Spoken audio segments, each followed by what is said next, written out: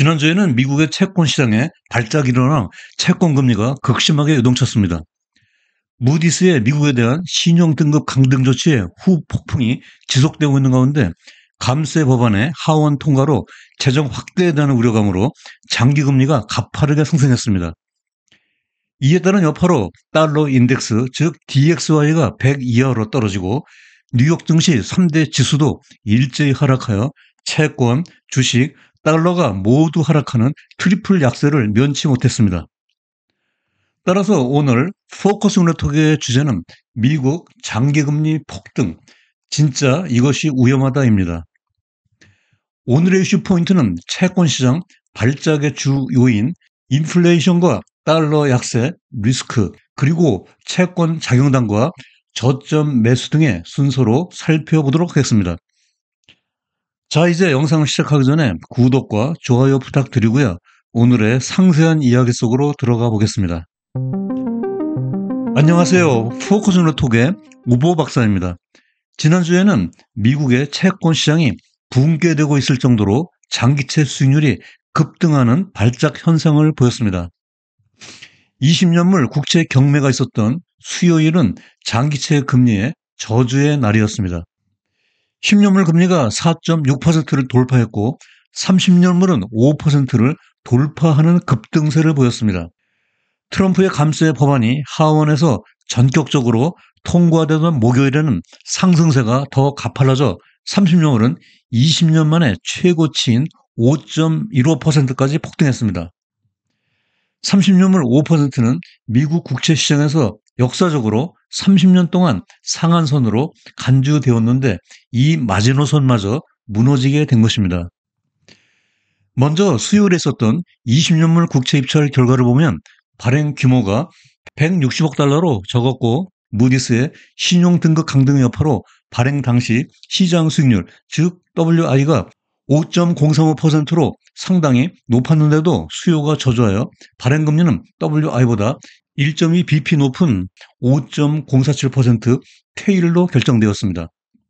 응찰률은 2.46배로 이전 달에 2.63배보다 한참 낮았고 외국인의 수요를 대변하는 간접 수요도 69%에 그쳤습니다. 20년물 국채 입찰이 이렇게 저조한 모습을 보이자 채권 시장에서 대표 시장 금리인 10년물 국채 금리가 단숨에 4.6%를 뚫고 올라가게 된 것입니다. 다음날 새벽 트럼프 감세 법안이 전격적으로 통과되었는데요. 하나의 크고 아름다운 법이라고 명명된 이 법안은 하원에서 215대 214로 단 한 표 차이로 가까스로 가결되었습니다. 아직 상원의 표결이 남아있기는 하지만 이 법안이 본격적인 시행에 들어가면 향후 10년간 3조 550억 달러의 재정 적자 지출이 발생하게 됩니다. 당연히 이러한 재정 적자는 국채 발행을 통해 메꾸어 넣어야 하므로 연방정부의 부채는 눈덩이처럼 더 불어날 수밖에 없습니다.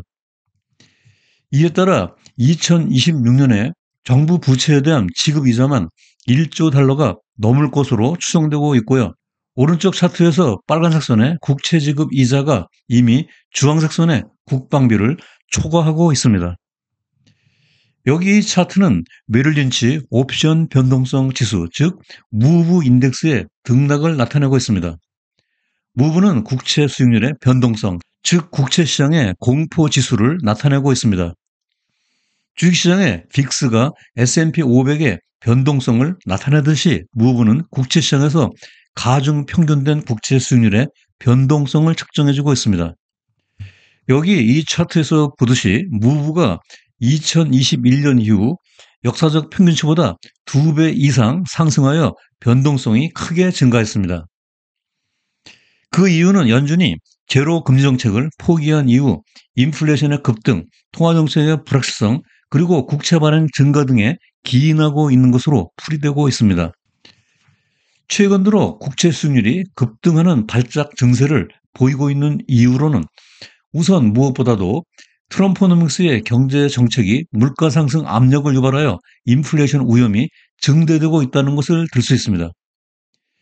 이에 따라 연준의 추가적 금리 인하에 대한 기대감이 하락하고 있습니다. 또한 앞에서 보았듯이 미국채에 대한 해외 수요가 하락하고 있는데요. 이는 안전자산으로서 미국채에 대한 신뢰도가 떨어지고 있기 때문입니다. 다음으로 헤지 펀드들의 부채 축소, 즉 디레버리징을 위한 채권 매도가 늘어나고 있어 국채 수익률을 압박하고 있고요. 마지막으로 미국 정부의 재정 전망에 대한 우려로 장기 국채 보유에 대한 보상 요구, 즉 기간 프리미엄, 텀 프리미엄이 상승하여 수익률 상승을 부추기고 있습니다. 그러면 대표적인 시장 금리인 10년물 국채 금리의 구성 요소가 무엇인지 살펴보겠습니다. 여기 이 차트에서 보듯이 10년물 명목 금리는 실질 금리인 팁스, 기대 인플레이션, BEI와 장기 채권에 대한 추가 보상인 기간 프리미엄의 합으로 구성되고 있습니다. 아래 주황색 선이 기간 프리미엄을 나타내고 있는데요. 4월 초 상호 관세 발표 이후 가파르게 상승하여 0.88%까지 올라와 최근 5년 중 최고치를 기록했습니다. 따라서 최근 10년물 금리의 급등은 기간 프리미엄 상승이 주도하고 있다는 팩트를 확인할 수 있습니다. 한편 채권 전문가들은 30년물과 10년물 금리의 스프레드를 들여다보고 있는데요. 통상적으로 경제와 금융시장이 스트레스를 받고 전환점에 도달하거나 또는 투자자들이 미국 장기채 안전자산으로서 달러 가치에 대한 인식이 변할 때 이 스프레드가 확대되는 경향이 있기 때문입니다. 또한 현재 연준은 양적 긴축에 따라 장기국채 매입을 축소하고 있고 자본 유입도 둔화되었으며 높은 인플레이션은 달러 표시 자산의 신뢰성에 타격을 주고 있습니다. 최근 30년물과 10년물 금리 스프레드가 지속적으로 상승하고 있어 트럼프노믹스의 경제 정책이 경제 전반에 전환점을 가져오지 않을까 주목하고 있습니다. 설상가상으로 미국의 장기금리 상승은 그 영향이 다른 나라로 파급되어 글로벌 금융시장으로의 전염 효과가 발생하고 있습니다.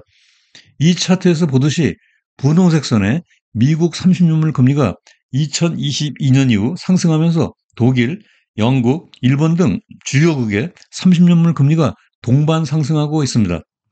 특히 마이너스 금리 시대를 벗어난 일본의 장기금리 상승이 두드러지고 있습니다. 세계 최대의 헤지 펀드인 브리지워터 어소시에이츠 창립자이자 투자 전략가인 레이 달리오는 무디스의 국가신용등급 강등보다 더 심각한 연방정부 부채 증가의 위험을 지적하고 있습니다. 그는 연방정부의 누적적 부채 증가의 본질적인 진짜 위험은 국채금리 상승으로 인한 인플레이션 상승과 달러와 가치 하락이며 이는 심각한 투자 손실로 이어질 수 있다고 강조했습니다. 더군다나 트럼프노믹스의 관세 정책과 감세 정책은 인플레이션 상승을 초래합니다. 관세 정책은 수입 물가 상승으로 총 공급 곡선을 위로 이동시켜 물가가 P1에서 P2로 올라가 비용 상승, 인플레이션을 발생시킵니다. 또한 감세 정책은 총 수요 곡선을 위로 이동시켜 물가가 P1에서 P2로 상승하여 수요 견인 인플레이션을 발생시키게 됩니다. 결과적으로 트럼프노믹스는 어느 경우에서나 물가 상승 압력에 촉발되어 인플레이션 위험이 상존하고 있습니다. 이에 따라 시카고 선물시장에서 트레이더들은 연준의 금연중 금리 인하 가능성을 9월, 12월에 두 번으로 베팅하고 있습니다. 앞에서 레이 달리오가 지적했듯이 트럼프 집권 후 달러와의 약세가 두드러지고 있습니다.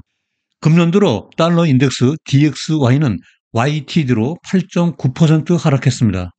오른쪽 차트에서 파란색 선은 달러 지수 DXY의 향후 10년간 연평균 수익률의 기대치를 나타냅니다. 반면 흰색 선은 달러와의 현재 가치가 PPP, 즉 구매력 평가 기준으로 볼 때 얼마나 고평가 또는 저평가되었는지를 보여주고 있습니다. 이 흰색 선이 2015년부터 플러스 구간에 위치하여 달러화가 그 이후 현재까지 고평가되어 있다는 것을 확인해주고 있습니다. 따라서 달러화는 앞으로 지속적인 약세를 보이게 될 것으로 예상되어 기축통화국으로서 미국의 브랜드 가치가 하락할 리스크가 있다고 할 수 있겠습니다. 이에 따라 최근 들어 채권 자경단이 경고 신호를 내보내고 있습니다. 채권 자경단이라는 용어는 1983년 에드 야데니 박사가 처음으로 사용하기 시작했으니 참고하시기 바랍니다. 트럼프 집권 후 관세 폭탄, 무디스의 미국 신용 등급 강등, 그리고 감세 법안의 하원 통과 등으로 10년물 금리가 4.6%, 30년물 금리가 5%를 돌파하는 등 채권 시장에 발작이 일어나는 이상 조짐을 보이자 채권 자경단이 정부의 재정 정책에 경종을 울리고 있는 것입니다. 이러한 움직임은 미국뿐만 아니라 일본, 유럽, 그리고 신흥국으로도 확산되고 있습니다. 이에 따라 뱅크 오브 아메리카의 수석 투자 전략가인 마이클 하트넷은 장기채 저점 매수, 즉 바이 더 딥에 대해 언급하고 있습니다. 하트넷은 트럼프 행정부가 채권 자경단의 경고를 받아들일 가능성이 높기 때문에 30년 만기 국채가 수익률이 5%가 넘는 현 시점이 장기채에 대한 저가 매수에 매우 매력적인 진입점이 될 수 있다고 지적하고 있습니다.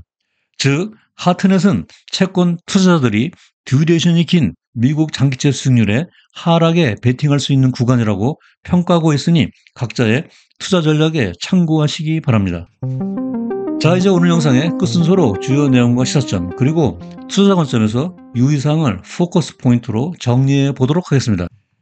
첫째, 최근 미국 장기금리의 발작의 주 요인은 관세 정책과 감세 정책 등 트럼프 노믹스의 시행에 따른 인플레이션 위험의 증대, 연준의 추가적 기준금리 인하 가능성 감소, 국채 입찰에 대한 해외 수요 저조, 헤지 펀드들의 디레버리징, 그리고 기관 프리미엄 상승 등이 그 주 요인이다.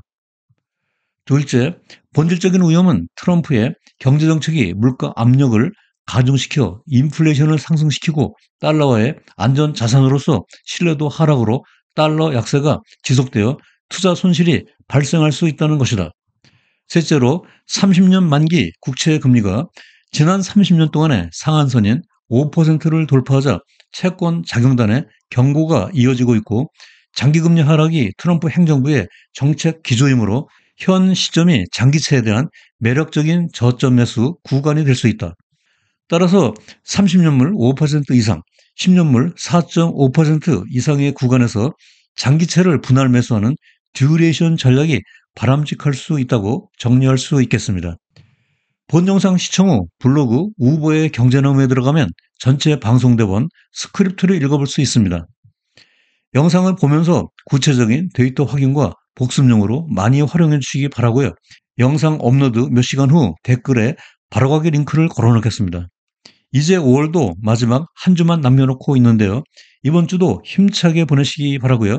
다음에도 여러분들의 글로벌 경제식을 넓히고 성공적인 투자 생활에 힘과 도움이 되는 더욱 유익한 영상으로 또다시 찾아뵙겠습니다.